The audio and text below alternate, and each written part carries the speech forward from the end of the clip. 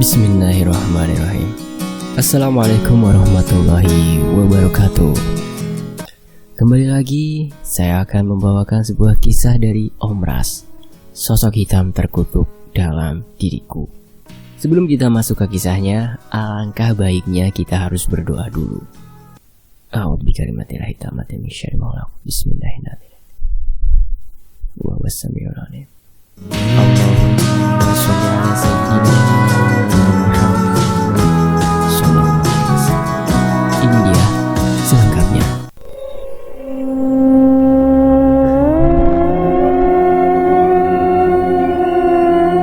Arif, lelaki berusia 27 tahun itu, sedang berlari di tengah derasnya hujan sore itu. Meski tubuhnya sudah sangat menggigil kedinginan dan ia juga sudah beberapa kali terjatuh akibat jalan bertanah kuning itu sangatlah licin, namun ia tak menghiraukannya. Ia masih teringat wajah kesakitan istrinya yang akan melahirkan anak pertama mereka. Dan ia saat itu sedang dalam perjalanan ke rumah dukun beranak yang ada di desa sebelah. Jalanan licin berlumpur dan berbatu sudah ia lewati. Tinggal simpang 3 di depan, lalu masuk lebih ke dalam, di dekat sungai. Di sanalah rumah dukun beranak itu. Singkatnya, ia pun sampai di rumah tersebut. Assalamualaikum, Nih, teriaknya agar segera didengar oleh dukun beranak. Waalaikumsalam, jawab seorang sembari membukakan pintu untuk Arif yang sudah basah kuyup. Nih, tolong istri saya, Nih, dia akan segera melahirkan, ucap Arif sembari menahan rasa dinginnya. Wanita tua itu bernama Nini Siti yang merupakan dukun beranak itu pun langsung mengangguk dan bergegas masuk ke dalam rumahnya. Ia mulai menyiapkan barang-barang yang akan ia bawa. Kamu pulang saja lebih dulu. Nini jadi tidak karuan kalau kamu nunggu di situ, suruh Nini Siti. Tetapi ini hari hujan deras, Nih. Di jalan licin sekali. Lebih baik barang-barang bawaan ini saya yang bawakan, biar Nini tidak jatuh, sangga Arif. Kamu duluan saja, Nini pasti sampai ke rumahmu, ujar Nini Siti tetap bersikeras, tidak ingin ditunggu. Lalu dengan perasaan yang campur aduk dan bertanya-tanya, akhirnya Arif mengalah dan pergi dari rumah Nini Siti. Singkat cerita, saat hari sudah mulai malam, Arif baru sampai di rumahnya. Dan betapa kagetnya ia setelah melihat dukun beranak itu sudah duduk di dekat istrinya sambil mengunyum atau menginang sirih kapur dan lain-lain secara dikunyah ya. Bajunya pun tidak basah sama sekali, padahal hujan sangat deras dan air sungai sedang sampurak-sampuraknya. Jadi tidak memungkinkan untuk berjukung atau menggunakan sampan. Aduh, teriak istrinya yang langsung membuyarkan lamunan Arif. Ia lalu masuk dan mengganti bajunya dengan yang kering. Ia duduk di dekat istrinya, sementara Nini Siti terlihat sedang merabun atau mengasapi sebotol minyak pelungsur manak atau pelancar beranak. Bau kemenyan menyeruak tercium ke segala penjuru rumah. Lalu ia membuka botol itu dan mengoleskannya ke perut istrinya Arif secara menurun. Dari bawah dada disapu turun hingga ke perut bagian bawah. Namun istrinya Arif tetap berteriak kesakitan. Dan meski sudah didorong dan diejan, bayinya tetap tidak mau keluar. Istrimu diganggu taluh papa. Taluh papa itu sebutan untuk sesuatu ya, atau makhluk yang buruk atau jahat. Tolong kumpulkan kulit bawang merah, bawa kemari, ujar Nini Siti terlihat mulai cemas. Arif pun dengan sigap langsung berlari ke arah dapur untuk mencari kulit bawang. Ia juga berpapasan dengan ibu mertuanya yang baru saja datang dan masuk lewat jalan dapur. Ada apa, Rif? Tanya wanita paruh baya itu. Kata Nini Siti, dia diganggu taluh papa, mah, jawab Arif. Singkatnya, lalu ia pun membawa kumpulan kulit bawang yang sudah ia taruh di dalam gelas itu keluar. Nini Siti menerima gelas berisi kulit bawang itu seraya merutuk tidak jelas, yang pasti tidak ditujukan pada Arif. "Nyalakan lampunya, jangan dibiarkan padam. Kalau punya lampu strongking, cepat nyalakan. Dan tolong carikan duri nanas, garam, papaci, duri limau, dan pangayuh ulin, dayung yang terbuat dari kayu ulin. Gantung di bawah rumah tepat di bawah tempat istrimu," ujar Nini Siti mulai menambahkan bara parafin. Ia melepaskan sarungnya, menyisakan celana putih lusuh yang terbuat dari karung gandum. "Pinjamkan aku mukena," ujar Nini Siti seraya berjalan ke arah dapur untuk berwudu. Sementara Arif masih mencari semua yang dikatakan oleh Nini Siti tadi. Setelah selesai berwudu, Nini Siti langsung mengenakan mukena yang diberikan oleh mertuanya Arif. Awalnya tidak ada yang aneh, hingga Nini Siti mulai membaca doa dan mengangkat kakinya sebelah. Ia melakukan sembahyang ba'ti sebelah atau sholat yang konon katanya bertujuan untuk menolak sesuatu yang jahat dan meminta perlindungan kepada Allah Subhanahu wa Ta'ala. Nini Siti nampak khusyuk. Sementara di bawah rumah, Arif sudah berhasil menggantungkan benda-benda yang tadi disuruh Nini Siti. Ia lalu masuk lewat pintu dapur. Namun saat akan masuk, pintu dapur yang tadinya terbuka malah tertutup dengan sangat kencang, sehingga membuat kepala Arif berdarah. Pandangannya sedikit mengabur saat ia melihat sebuah bayangan hitam berjalan keluar melalui pintu dapur itu. Ia pikir itu adalah mertuanya, namun ternyata bukan. Mertuanya masih ada duduk di samping tubuh istrinya. Setelah selesai sholat, Nini Siti mulai memberi kode agar segera membantunya untuk mendorong bayi itu keluar. "Masih kuat kan?" tanya Nini Siti mulai khawatir dengan keadaan dia yang sudah nampak sangat lemas itu. Dia mengangguk dengan pelan, wajahnya masih meringis menahan sakit. Arif pun sudah bersiap menaruh tangannya di atas perut dia. "Dorong pelan-pelan, Arif," ujar Nini Siti seraya merenggangkan kedua kaki dia. Dia mulai mengejan. Kedua kakinya sudah gemetar, pertanda rasa sakitnya melahirkan. Air menyembur keluar dari rahimnya, membasahi kasur. "Kembar banyu," gumam Nini Siti. "Stop, biarkan airnya keluar sampai habis," ujar Nini Siti seraya menatap Arif. Dia sudah mulai meracau tak karuan. Ia sudah nampak sangat gelisah. Begitupun dengan Arif. Ia tidak tega melihat istrinya seperti itu. Sekian menit menunggu, akhirnya air yang keluar dari rahim dia sudah berhenti. Arif pun mulai bersiap untuk menerima aba-aba selanjutnya dari Nini Siti. Sekian lama mereka berusaha, akhirnya wajah Nini Siti nampak tersenyum. Namun senyum itu hanya berselang beberapa detik saja. "Keluarkah, Ni?" tanya Arif kepada Ni, seraya melepaskan tangannya dari perut istrinya. Nini Siti yang melihat Arif melakukan itu menjadi gusar. "Bodoh, jangan kau lepaskan doronganmu. Baru satu anakmu yang keluar," bentak Nini Siti. Tanpa disuruh dua kali, Arif langsung meletakkan tangannya di perut dia. Lalu Nini Siti kembali menyuruh dia mengejan. Kali ini senyum sumringah dari bibir Nini Siti nampak lebih lama, dan beberapa saat kemudian terdengar suara tangisan bayi. Alhamdulillahirrahmanirrahim. Arif yang sangat senang saat mendengar suara tangisan anaknya pun lagi-lagi melepaskan tangannya dari perut dia. Dan sayangnya hal itu baru disadari Nini Siti setelah beberapa saat kemudian. Dengan wajah pucat, Nini Siti langsung memasukkan tangannya ke dalam pintu melahirkan milik dia, seraya tangannya yang satunya mendorong perut dia. Wajahnya semakin pucat saat tangannya sudah merasakan tambuni bayi itu yang semakin membesar di dalam perut dia.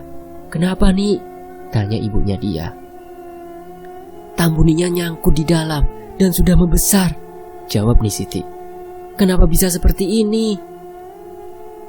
ujar Arif kesal dengan Nini Siti. "Kau bodoh yang menyebabkan istrimu seperti ini. Mengapa kau lepaskan tanganmu dari perut istrimu? Padahal aku belum menyuruhmu sama sekali," ujar Nini Siti. Tiba-tiba wajah dia memucat. Ia sepertinya mengalami kesusahan bernafas akibat tambuni yang sudah mulai membesar di perutnya dengan sendirinya. Sementara Nini Siti terus mencoba untuk mengeluarkan tambuni itu, namun sudah terlambat. Dia sudah mengembuskan nafas. Terakhirnya, dia meninggal Malam itu juga, setelah melahirkan anak-anaknya, akibat tambuni yang tidak sempat dikeluarkan karena kecerobohan suaminya. Sementara itu, Arif disuruh untuk melepaskan anak pertamanya yang berwujud ular putih kecil itu ke sungai. Namun siapa sangka, Arif tidak percaya jika ular itu adalah anaknya. Ia malah meyakini bahwa penyebab kematian istrinya adalah dikarenakan ular putih tersebut. Di pinggir sungai, di bawah guyuran hujan, ia meletakkan ular itu pada sebuah batu, lalu memukulnya hingga remuk, dan ia langsung melemparkan bangkai ular kecil itu ke tengah sungai. Tahun-tahun berlalu, kini bayi yang mempunyai kembaran ular itu sudah berusia 4 tahun. Ia hidup dan dibesarkan oleh ayahnya seorang diri. Anak itu bernama Mustika. Hari itu, ia dan ayahnya pergi ke sungai untuk memancing ikan. Sesampainya di sungai, Mustika langsung duduk di batu, tempat ayahnya membunuh ular kembarannya dulu. "Tika, kamu tunggu di situ ya. Ayah mau ke sana sebentar," ujar ayahnya. Anak itu mengangguk dan mulai mengumpulkan batu serta rumput untuk ia gunakan bermain masak-masakan. Saat ayahnya kembali, ia melihat Mustika berbicara sendiri, tapi ia tak curiga sedikit pun dan hanya menganggap Mustika hanya bermain dengan teman hayalannya. Malam itu, saat ayahnya tengah memasak ikan hasil pancingan mereka, Mustika sedang asyik bermain di dalam kamarnya. Suara gelak tawa ceria Mustika terdengar sampai ke dapur.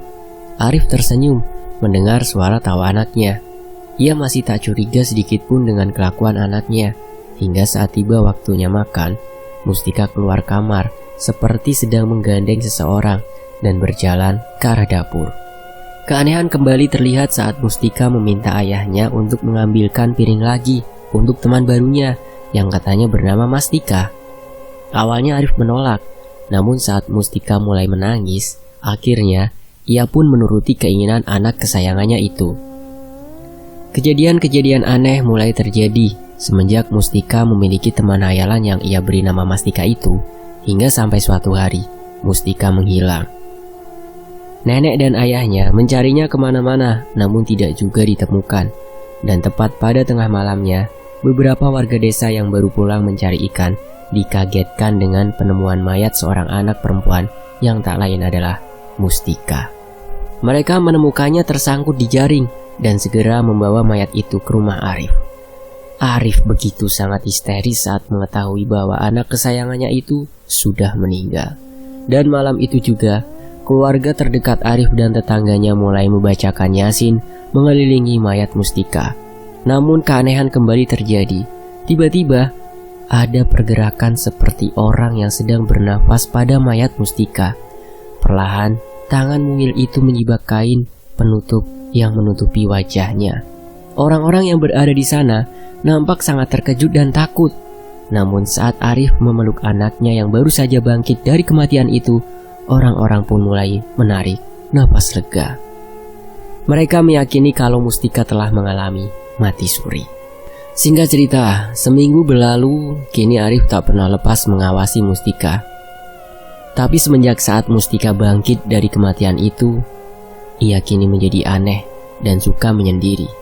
Bahkan kini warga setiapnya dihebohkan dengan hewan-hewan ternak seperti ayam, bebek, dan kambing yang mati secara mengenaskan, dengan isi perut serta organ-organ pentingnya yang menghilang seperti dimakan oleh sesuatu.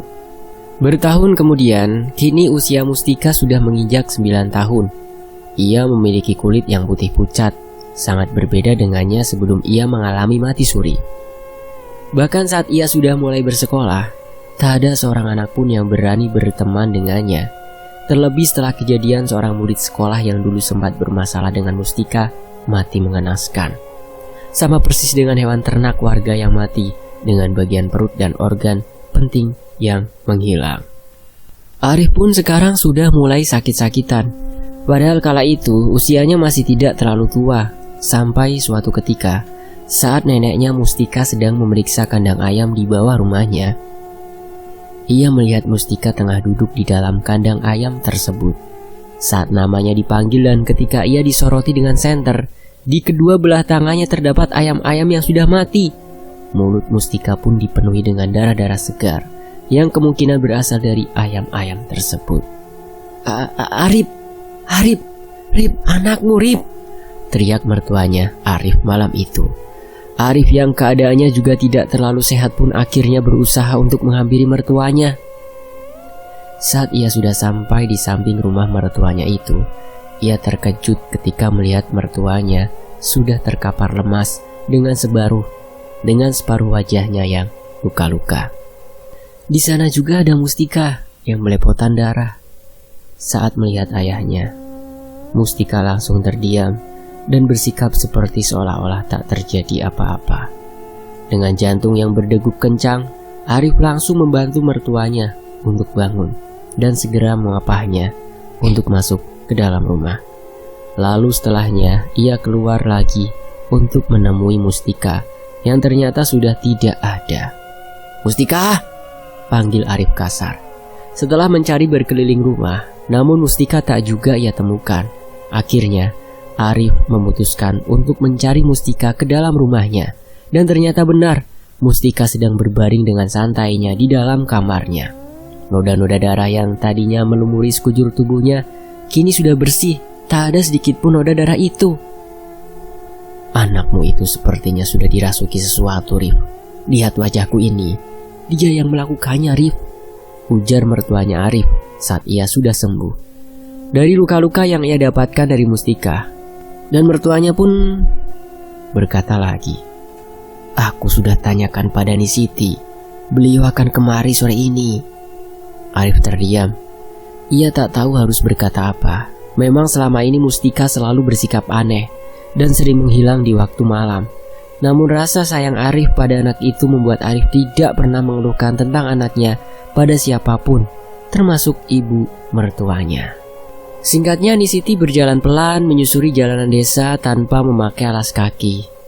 Ia masih nampak sehat meski sudah sangat berumur. Saat tiba di depan rumah Arif, ia menghela nafas dalam. Sudah sangat lama ia tak pernah ke rumah itu lagi. Dan sepertinya rumah itu sudah sangat berubah. Mertuanya Arif yang melihat Nisiti sedang memandangi rumah menantunya itu pun langsung mengajak Nisiti untuk masuk ke dalam rumah. Sesampainya di dalam rumah, Nini Siti menatap Arif dan Mustika bergantian. Lalu ia mengeluarkan seekor tikus kecil dari dalam bakulnya. "Kau suka?" tanyanya pada Mustika. Mustika mendekati Nisiti dan berusaha meraih tikus itu, dan lengannya langsung dicengkeram oleh Nisiti. Beberapa saat kemudian, Nisiti melepaskan cengkeramannya pada lengan Mustika seiring dengan tikus kecil yang langsung diambil paksa oleh Mustika. Nisiti menghela nafas panjang. "Dulu, bukankah aku menyuruhmu untuk melepaskan ular itu ke sungai? Kenapa kau tak mendengarkan aku?" ujar Nisiti nampak kecewa. Arif terdiam. Ia masih tidak mengerti arah pembicaraan Nisiti. "Kejadian itu sudah berlalu, Ni. Aku sudah tidak ingin lagi mengingatnya," jawab Arif. "Justru itu, dia kembali untuk mengingatkanmu. Kita sudah terlambat. Jiwa yang berada di dalam raga anakmu itu bukanlah Mustika. Itu adalah kembarannya yang kau bunuh dulu sebelum kau membuangnya ke sungai," ujar Nisiti membuat mertuanya Arif nampak sangat terkejut. Arif menggeleng. "Omong kosong apa ini? Kau pasti sudah tahu dan merasakan keanehan-keanehan yang ada pada putrimu itu, bukan?" ujar Nisiti kembali. Arif terdiam. "Kau tahu, Rif, aku juga mempunyai kembaran yang berwujud seekor buaya. Dia juga yang dulu membantuku untuk sampai ke rumahmu tepat waktu," ujar Nisiti. Suasana menjadi hening. "Jika memang begitu, lalu bagaimana dengan Mustika?" tanya Arif pelan. Nisiti menggeleng. Ia seperti enggan untuk mengatakan yang sesungguhnya. "Kalau kau memang percaya dan ingin mengetahui keberadaan Mustika, kita melakukan sebuah proses ritual," ujar Nini Siti. Dan malam itu, selepas adzan maghrib, Nisiti, Arif, mertuanya Arif dan juga Mustika yang kaki tangannya sudah dipasung itu naik ke atas sebuah rakit yang mengambang di sungai. Arif dan Mustika dibaringkan di atas rakit itu. Lalu Nisiti mulai melakukan sesuatu.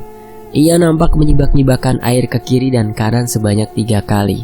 Ia juga membasuh wajahnya dengan air itu. Perlahan-lahan, air mulai menjadi pusaran kecil yang terus berputar. Nisiti mengambil cawan berwarna kuning keemasan dengan hiasan antik mengelilingi gelas itu. Lalu ia memasukkan cawan itu ke dalam pusaran air. Setelah cawan itu sudah masuk ke dalam pusaran air tersebut, lalu Nini Siti mulai membakar sesuatu. Beberapa saat kemudian, tiba-tiba cawan yang tadi muncul ke permukaan Nisiti langsung mengambilnya dan menyuruh Arif untuk meminum. Seteguk air yang ada di dalam cawan tersebut, sesaat setelah meminum air itu, kepala Arif menjadi sedikit pening. Lalu semuanya menjadi gelap. Ia tersadar dan sudah berada di dalam air. Arif ditarik oleh seseorang yang mengajaknya entah kemana. Beberapa saat kemudian, orang itu mengajak Arif ke permukaan air. Mereka naik dan berjalan terus menyusuri jalanan pedesaan yang entah ada di mana. Sesaat berjalan kaki, mereka mulai memasuki kawasan yang mirip seperti perkampungan. Mereka berbaur dengan orang-orang yang ada di sana. Lelaki tua itu mengajaknya menemui seseorang di sana, dan ternyata itu adalah seorang gadis. Mungkin dialah orang yang kau cari. Dia bernama Mustika. Dia sangat lama tinggal di sini dan sudah menjadi bagian dari kami, ujar lelaki tua yang membawanya itu.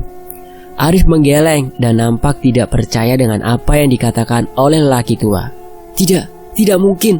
Mustika yang kucari adalah seorang gadis kecil, ujar Arif. Dia sudah sangat lama berada di sini. Sebab itulah dia sudah tidak bisa kembali ke wujud aslinya. Karena dia sudah menjadi bagian dari kami.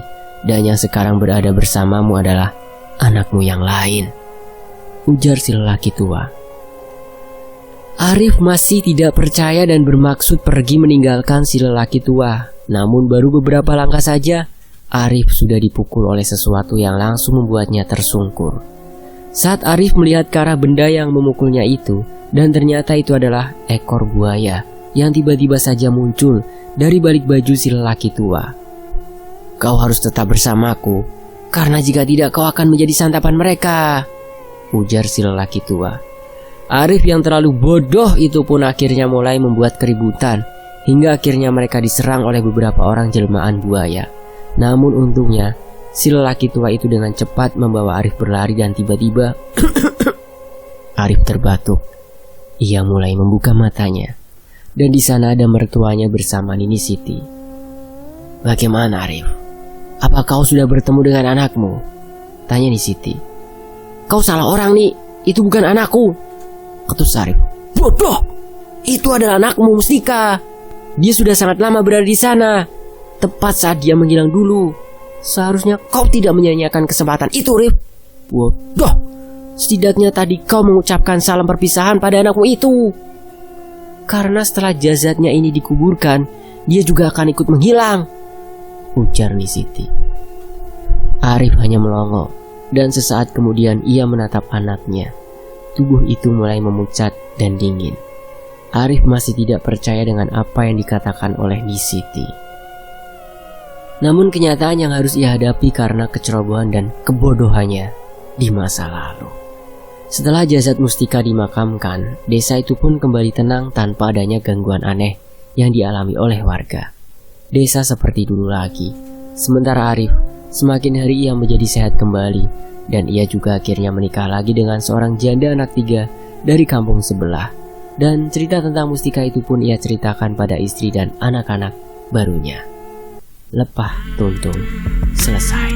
Terima kasih ya buat teman-teman yang udah mau nyimak kisah ini di sini, dan terima kasih buat Om Ras. Sampai jumpa di kisah lainnya. Dan wassalamualaikum warahmatullahi wabarakatuh. Tetap di Fakta Sejarah.